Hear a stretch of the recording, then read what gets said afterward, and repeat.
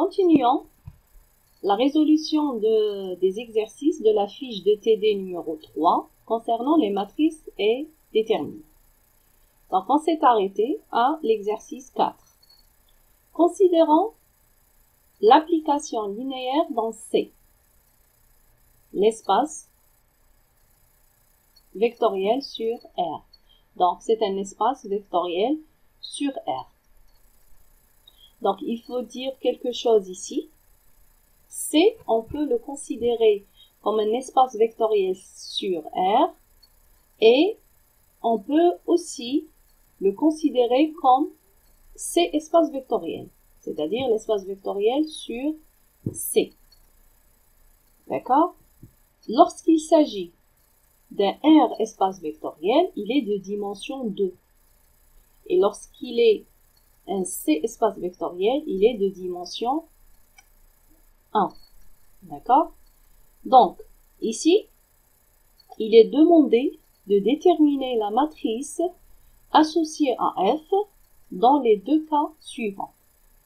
Par rapport à la base B égale 1i, donc c'est la base canonique de C lorsqu'il s'agit d'un R espace vectoriel.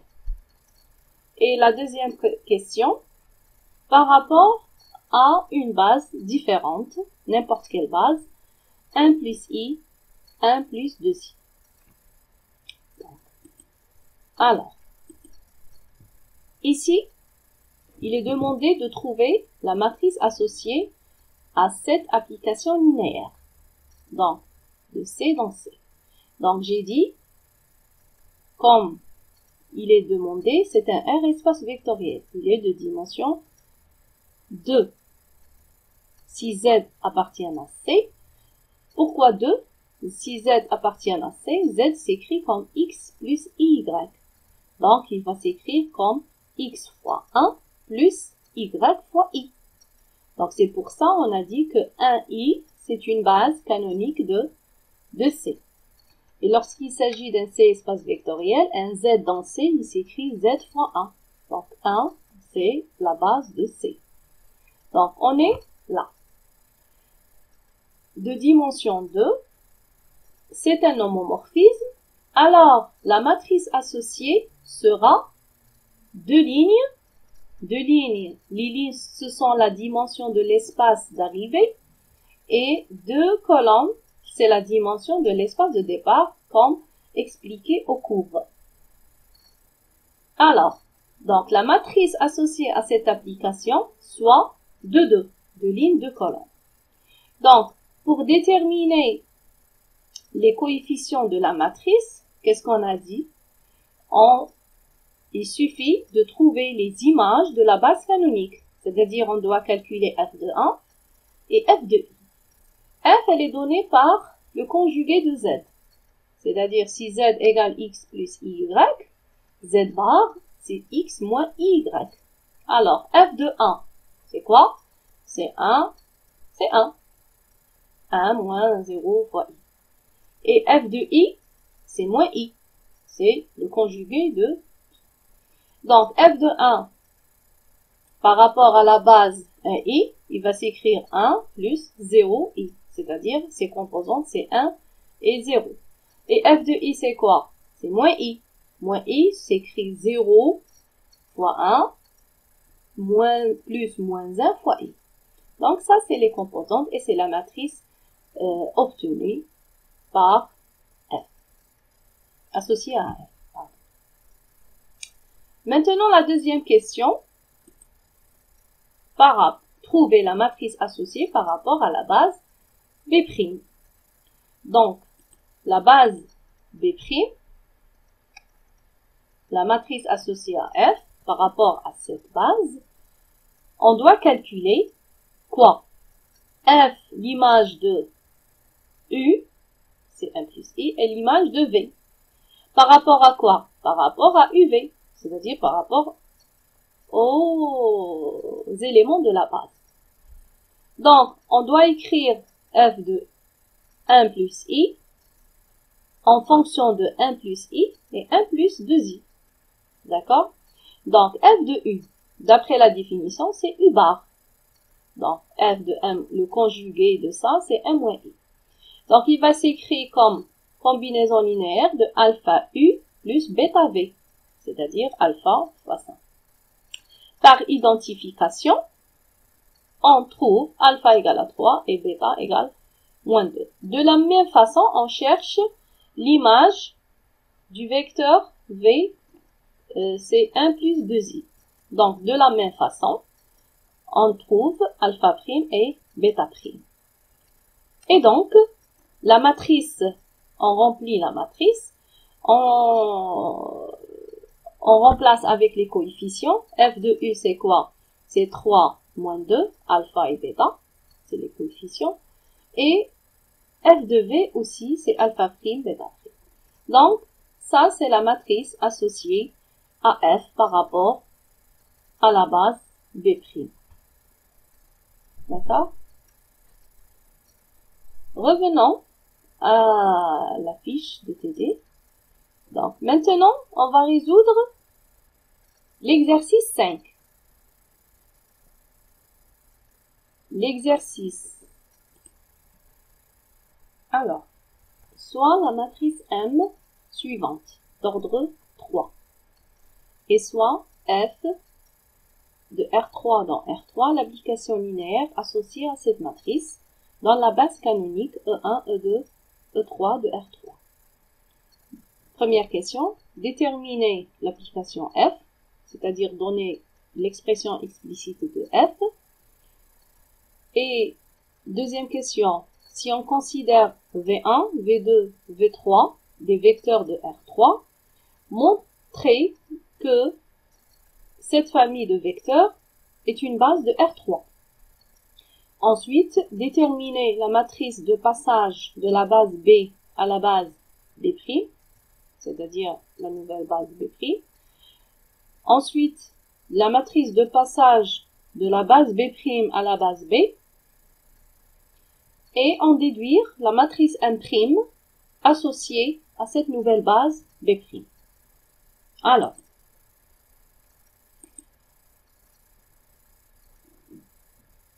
on a cette matrice.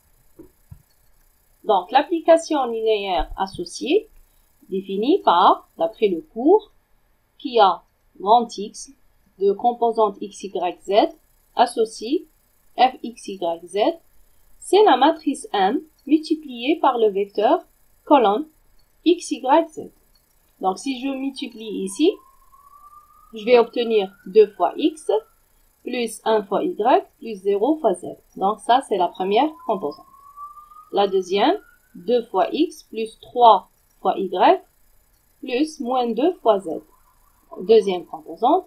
Et la troisième, 1 fois x plus 1 fois y moins 1 plus z. Donc, ça, c'est l'application linéaire définie de R3 dans R3, associée à la matrice carré 3. Donc, c'est un homomorphisme.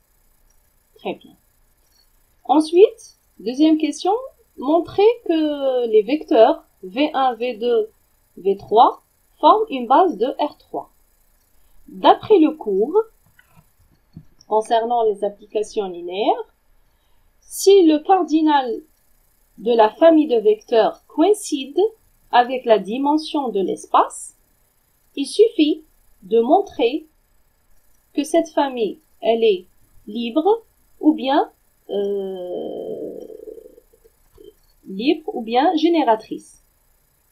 Donc, la façon la plus simple, donc il suffit de montrer qu'elle est libre, c'est-à-dire ces vecteurs-là sont linéairement indépendants.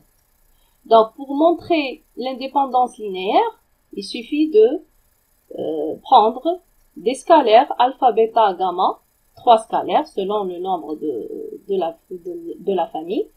Alpha V1 plus bêta V2 plus gamma V3 égale 0 dans R3. Il faut que les scalaires soient nuls à la fois. Donc, en remplaçant par les V1, on obtient ce système-là. Alpha V1 plus bêta V2 plus gamma V3 égale ce système. Donc, la résolution, elle est simple. On trouve alpha égale bêta égale gamma égale 0. Donc, cette famille forme une famille forme une famille libre et par suite c'est une base de R3.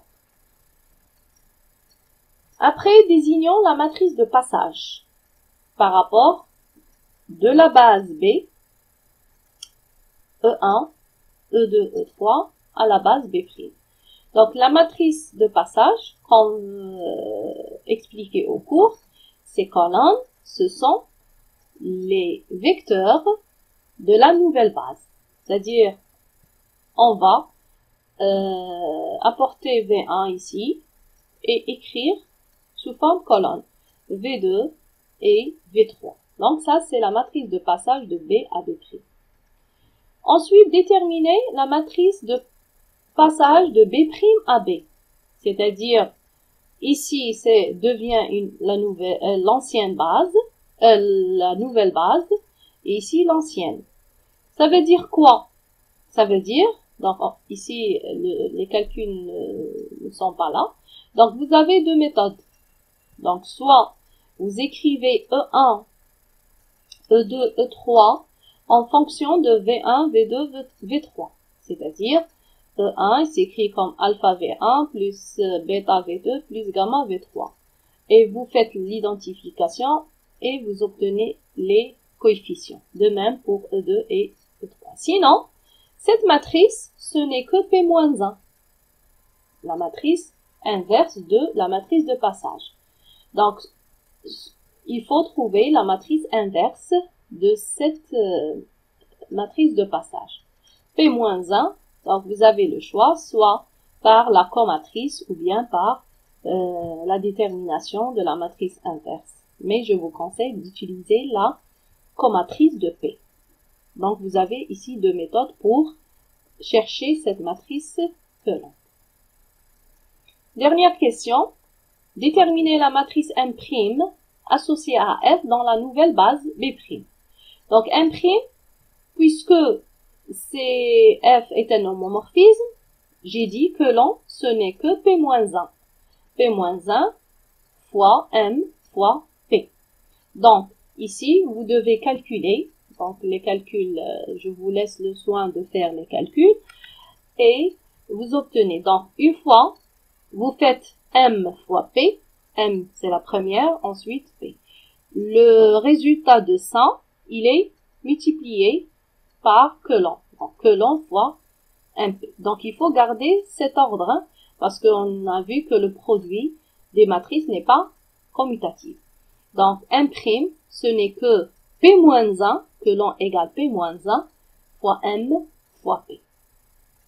Donc, et par suite, on a terminé la résolution de cet exercice. Passons maintenant à l'exercice 6. Montrez que la matrice suivante est inversible et exprimez son inverse. Donc, il faut montrer que cette matrice est inversible. Alors, on sait que pour dire qu'une matrice est inversible, il faut que son déterminant soit non nul. Donc, on voit bien que cette matrice est triangulaire inférieure. Les zéros sont par le haut. Donc, si on calcule le déterminant de cette matrice, donc c'est une matrice carrée d'ordre 4, il faut fixer quel est le déterminant d'une matrice triangulaire. Ce n'est que le produit des éléments diagonaux, ou bien de la diagonale principale. C'est 1 fois 5 fois 8 fois 10. Donc 5 fois 8 c'est 40, 40 fois 10 c'est 400. Donc le déterminant de A c'est 400, il est non nul. Alors on dit que A est inversible.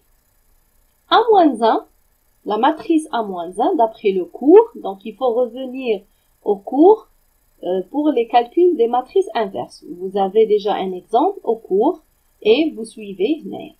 Donc, la matrice inverse aussi d'une matrice triangulaire inférieure, elle doit être de même type. Donc, vous allez trouver aussi la matrice inverse de type triangulaire inférieur. Donc, A-1, c'est quoi? Je vous rappelle, en expliquant, c'est 1 sur déterminant de A, 1 sur 400, fois la transposée de la comatrice de A. La comatrice, c'est quoi? C'est moins 1 puissance I plus J fois les déterminants des AIJ, en supprimant la ligne I et la ligne J. Donc, je vous conseille de voir l'exemple donné au cours et appliqué ici. Passons maintenant à l'exercice 7 de la fiche de TD. Dans l'exercice 7, on a soit A la matrice d'ordre 3, soit A la matrice rectangulaire de type 3, 4, avec AB dans R, c'est-à-dire elle est paramétrée par A et B. Et soit F de R4 dans R3, l'application linéaire associe un A dans la base canonique, par rapport aux bases canoniques de R4 et R3. Donc, vous avez ici trois lignes. 3 lignes, c'est la dimension de l'espace d'arrivée. Et 4 colonnes, c'est la dimension de l'espace de départ. Première question, montrez que le rang de A est supérieur ou égal à 2. Deuxième question, trouvez les valeurs de A et B de R pour que le rang de A égale à 2. Et ensuite, troisième question, déterminez les valeurs de A et B de R pour que F soit surjectif. Alors, on va répondre à la question 1. Montrez que le rond de cette matrice est supérieur ou égal à 2. Rappelons que le rond de la matrice A est le déterminant maximal d'ordre 1 non nul. Donc, la matrice A,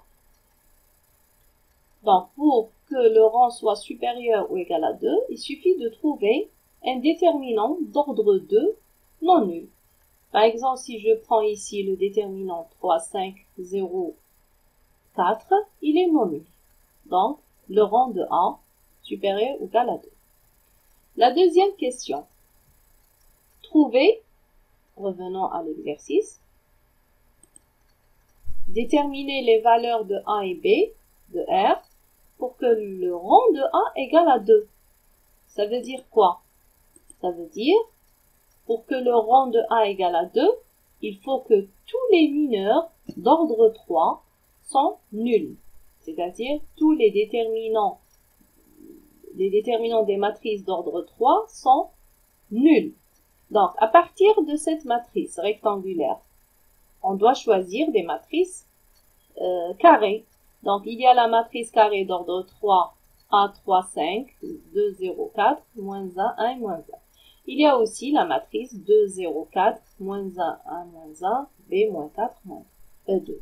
Donc, pour que le rang soit égal à 2, il suffit que le déterminant égale à 0 et ce deuxième aussi mineur égale à 0. Donc, après calcul, on trouve 4 moins 4A et 12.